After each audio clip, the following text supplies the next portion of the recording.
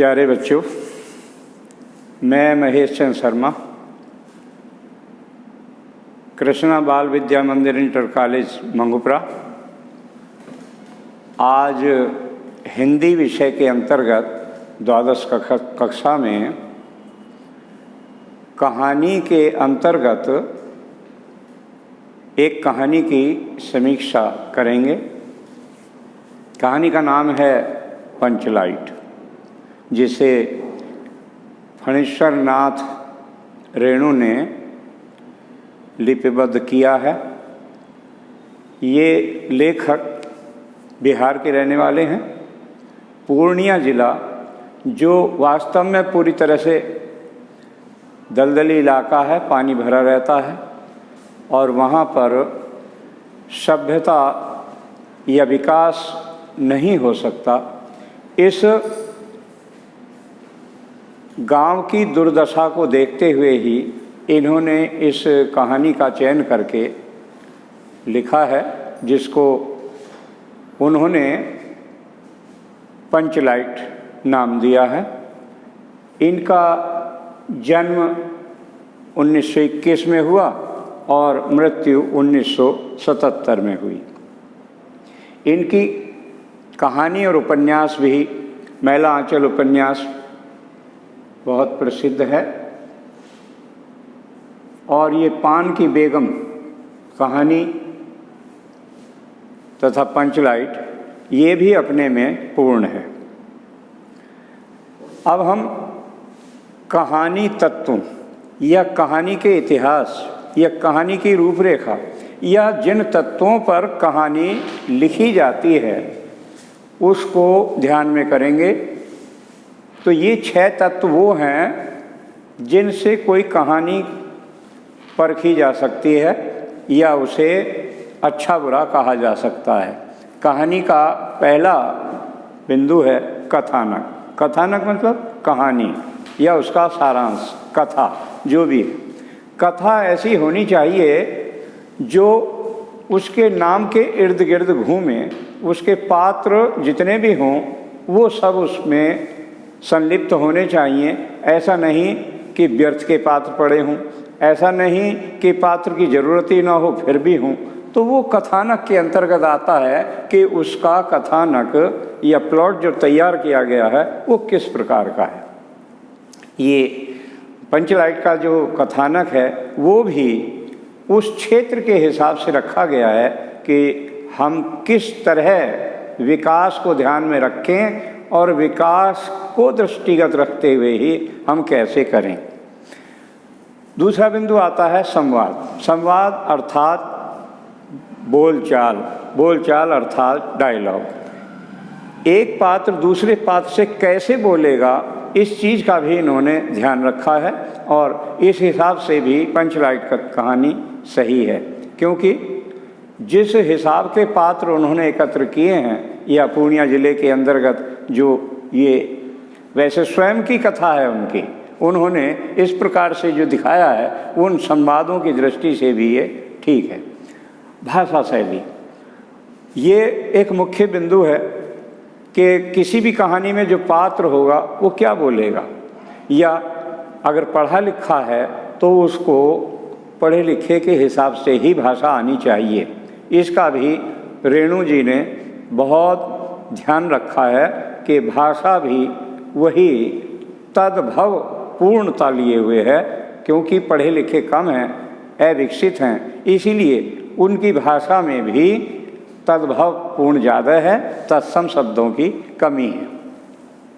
चरित्र चित्रण की दृष्टि से कोई भी पात्र जब तक अपने चरित्र चित्रण के हिसाब से सही नहीं होगा कहानी को आगे नहीं बढ़ा सकता। जितने भी पात्र होंगे उनकी पात्रता उसी में है, सफलता उसी में है कि वो अपने कलेवर को सही ढंग से संभाल सकें या उस कथा में पूर्ण रूप से वो फिट बैठ सकें। इसलिए ये पंचलाइट भी ठीक सी ही आवरण लिए हुए है। अब जो मुख्य बिंदु कहानी के अंदर समाया हुआ है वो है देश काल और वातावरण। तो किस समय की कहानी है, किस स्थान विशेष की कहानी है, किस उद्देश्य से कहानी को लिखा गया है, इसको देश काल और वातावरण के अंतर्गत रखा जाता है। उस हिसाब से भी ये कहानी सही है। और जो अंतिम बिंदु है, किसी भी लेखक का जो रचना को लिखता है, कहानी लिखता है, उपन्यास लिखता है, उसका एक उद्देश्य होता है। बिना उद्देश्य के कोई कहानी या उपन्यास सही नहीं होती। और इसलिए ये कहानी भी एक ऐसे उद्देश्य को लेकर लिखी गई है कि कैसे अविकसित मस्तिष्क वाले अपने विकास की ओर सोचते हैं, लेकिन वो विकास कैसा दिखाई देता है। अब हम पंचलाइट नाम की इसकी कहानी का सारांश रूप में, ये व्याख्या रूप में, संक्षिप्त इतिहास रूप में इस तरह से वर्णन करते हैं कि पंचलाइट है क्या। एक गांव में जो जैसे मोहल्ले वाले होते हैं, ऐसे ही एक टोली, एक स्थान समूह के लोगों का नाम है महतो। तो महतो टोली के आदमी हैं जो रामनवमी के अवसर पर इकट्ठे होते हैं, चंदा एकत्र करते हैं, सब सामान इकट्ठा करके लाते हैं। तो उनके दिमाग की ये उपज है, थोड़ी विकास का अंकुरण होता है। वो सोचते हैं इस बचे हुए पैसे से क्यों ना कुछ ऐसा सामान खरीद लिया जाए जो हमारे सबके लिए उपयोगी हो।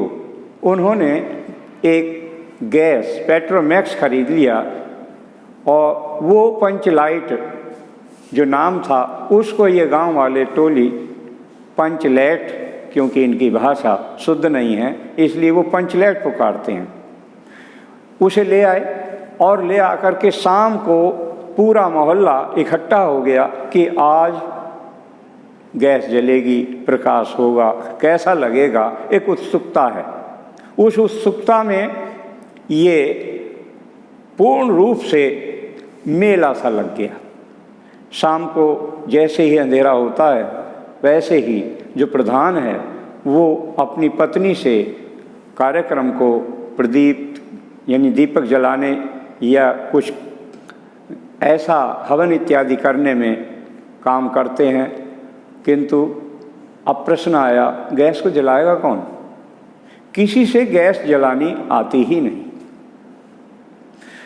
अब बड़ी चिंता हुई। यहाँ पर प्रश्न है प्रतिष्ठा का। दूसरी टोली वालों से या दूसरे गांव के व्यक्तियों से अगर गैस जलाने को किसी को बुलाया जाए तो यहाँ इनके प्राण पखेरु उड़ जाएंगे कि हमारी तो इज्जत ही बेकार हो गई। इसलिए ये बड़े चक्कर में पड़ जाते हैं।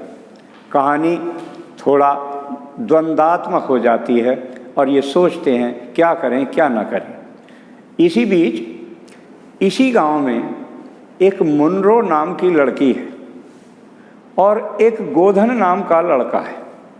उनके आपस में बातचीत करने को एक संकित दृष्टि से देख करके मुनरो की माता की शिकायत पर प्रधान ने उसको सामाजिक बहिष्कार करके गोधन को हुक्का बीड़ी यानी उनको अपने समाज से अलग कर दिया। इसलिए गोधन शामिल नहीं हो सकता, उसको ये गैस जलानी आती है।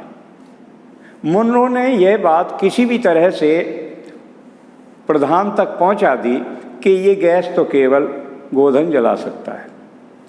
अब प्रधान मनोवैज्ञानिक रूप से द्वंद्वात्मक स्थिति में ऐसा आ गया कि जिसको मैंने अभी तो सजा दी है, फिर इसको कैसे बुलाऊं? और अगर बुलाते हैं तो इसका मतलब है जो उनकी शिकायत थी उसका क्या होगा? कोई बात नहीं, समस्या का समाधान समन्वय से होता है और वही समन्वय मुनरो की माता को मनाया गया।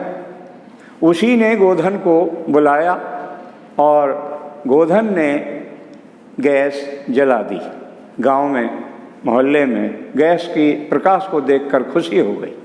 ये खुशी उस गांव की नहीं है, गोधन के गांव की नहीं है, प्रधान के गांव की नहीं, भारत देश की या बिहार प्रांत की एक खुशी है कि यहाँ कुछ ज्ञान का अंकुरण हुआ। इसी प्रकार धीरे धीरे प्रधान ने अपने संकित भाव से गोधन को बुलाया और उससे कहा, हमने आपको उस दंड से मुक्त कर दिया जो हमने आपको दिया था। अब आप आराम से सलीमा के गाने गाओ और मज़ा करो। इससे मुनरो और गोधन का भी रास्ता साफ हो गया। कहानी यहीं अपने कलेवर को लेकर के समाप्त हो जाती है और जो लेखक है वो इस कहानी में एक उद्देश्य छोड़ता है कि ये गांव, ये समाज विकास की ओर अग्रसर रहे और अपना विकास उसी प्रकार से करे जैसे गोधन ने गैस को जला दिया। धन्यवाद।